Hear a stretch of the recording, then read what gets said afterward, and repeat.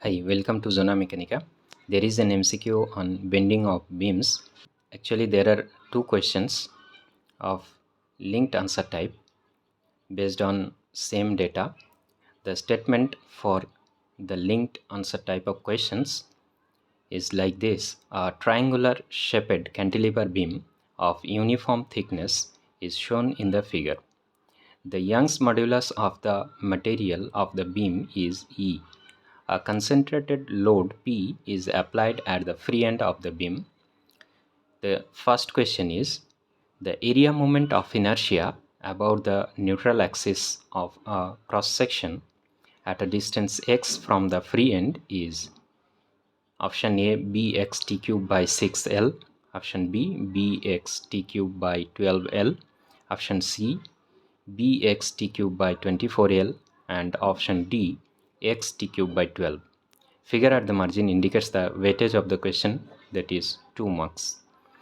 Well, let me draw once again the cantilever beam.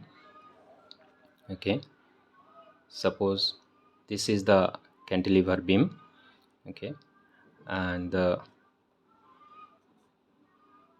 length of the beam, that is the height of this triangle, is L, it's given, and the base of the triangle, it is B, given. Okay, and they're asking the area moment of inertia of a cross section, okay, at x distance from the free end. Suppose this is x from the free end. Okay, and if we take a cross section over here, so that cross section, let me show you here.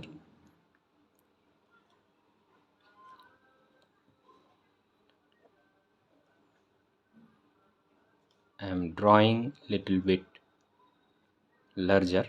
Okay, so the thickness T is given, so this is the thickness T. Okay, and this height, okay, this length, let h be this height, so this will be h, right? The cross section will be a rectangle of sides t and h, right?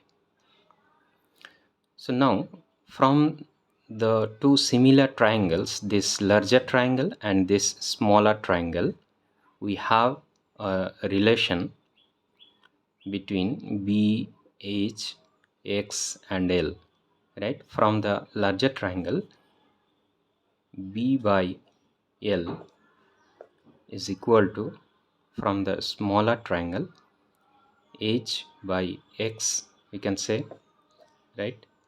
So from here we can write H is equal to B into X by L, right?